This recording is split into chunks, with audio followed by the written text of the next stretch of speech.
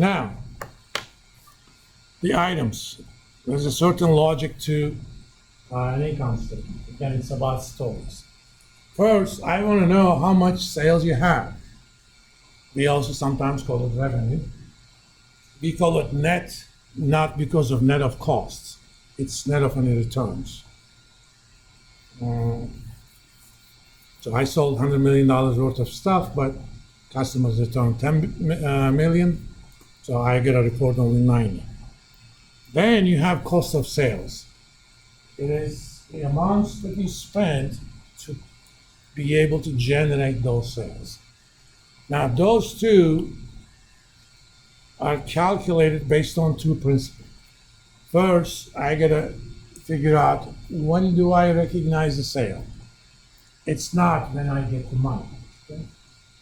The so-called recognition principle says two things. A, sales process is essentially complete, which means I shipped it or the customer took delivery on. But if you ship it, sales process is complete, and you can reasonably ascertain that payments will be received. Either you received it or it will be received. So if you sell it on a credit card charge, you're gonna get it on 3-4 days because you already got the authorization. If you sold it on trade credit and you believe that your customer is likely to pay it back, then you can recognize it as sale. It's not about cash sales. It's about how much you sold where you know or you're almost reasonably certain that you can get the money. That's a sale. To calculate the cost of sales, you need what we call the matching principle. It is the expenses that you have to make to produce that sale. Certain things are not in it. The money that you pay to your CEO. I'm going to pay the same money to my CEO, whether I sold 0 iPhones or 1 million iPhones. Okay? That's part of so-called overhead or other operating costs. But the amount that I paid to my supplier in China, where they have the 12-year-old kids producing all these iPhones at slave wages, that's part of cost of sales. Because, without paying that iPhone would have been produced. What's not clear necessarily here, depreciation kind of stuff is also here. And technically speaking, it's not a cash expense, but it is part of reported cost of sales. When we do specific problems, if you read things in the book, we actually make a distinction between the cost and depreciation. But as far as the reported cost of sales, depreciation is in there. The money that you pay your workers, it's in there. The money you pay for raw material, it's in there. Then the difference between two actually tells me a story. It's called gross margin. Technically, that's gross profit. What we actually call gross margin is the percentage number.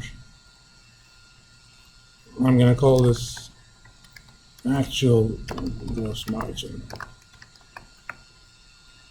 And since that's important to me, I'm going to have that in red, bold, and white letters. Why? Because I like it. If you don't like it, that's a you problem. Choose your own color. You take the gross margin or the gross profit, divide it by sales. Why does it say 0? It's going to tell me. You know they get money. Why does Excel insist that that's 0? Anyone? That's a number formatting issue. By default, that cell has a general format. It reports things as a decimal, as an integer, and it rounds things up or off. So I'm going to actually make that into percent format. the actual decimal number is 0.4413, then you say general, it rounds it off to the nearest integer, which happens to be 0. If that was 51, it would have reported as 1. So unless you're sure of the formatting, don't just rely on stuff you see on screen. Okay? And I'm going to make that black and white. Why? Because I want to. And italic.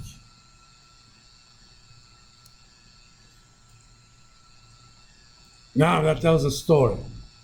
It basically says, on the 12-month period that ended at the end of September last year, for every $100 of sales Apple had, they kept $44 before worrying about other costs.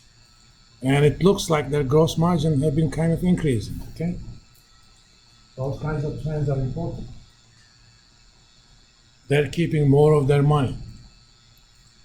Then we're going to look at so-called operating expenses. Now, I'm going to go back to research and development, but selling general and admin stuff, it's technically the overhead. You know, the money you spend for advertising, giving promotions, you know, the rent you pay for your headquarters, and the money you pay to the people who clean up the bathrooms in your headquarters, the money you pay to your salaried employees, so on and so forth. And this is the operating income. Oh, research and development.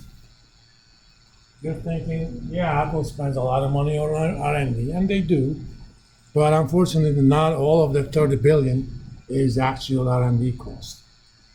Have you guys ever heard of something called executive compensation, executive stock options? A lot of cases, the top executives in companies like Apple, their base salary is low. For example, Google CEO is paid $1 a year. Okay? He gets all of his compensation in stock options. These are rights that gives you the right to purchase a stock at a certain price over the next 10 years. For example, let's look at NVIDIA.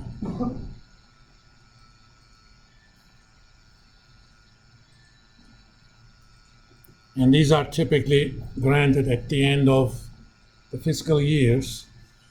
So I'm going to look at the value of NVIDIA. Where art thou?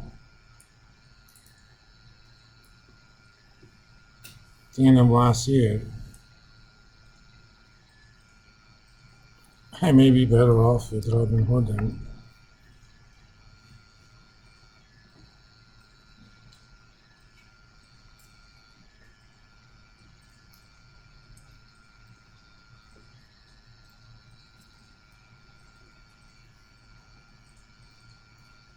by the way, I'm at hardline connection here. This is not a Wi-Fi issue.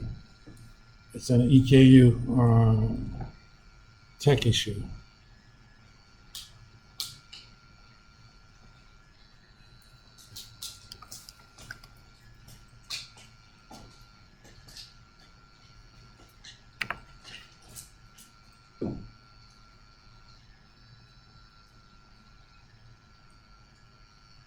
I'm going to do year to date.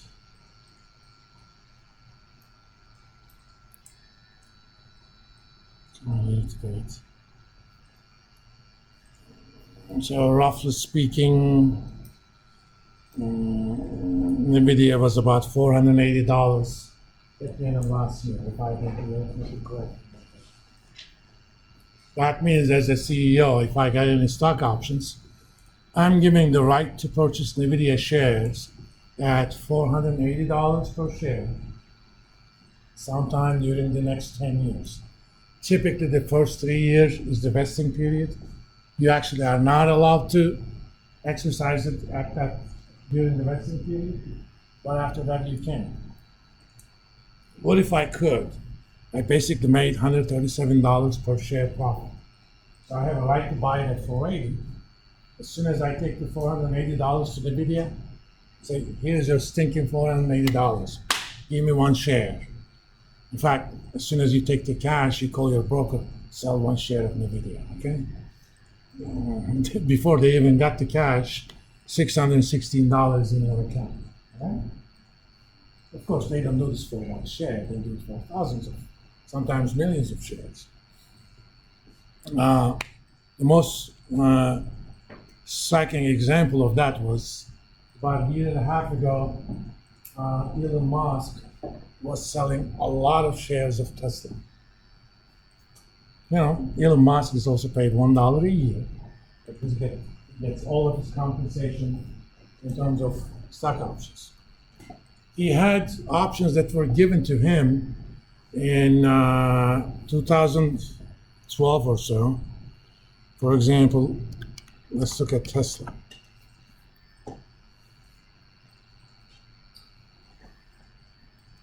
Let's do max. Come on.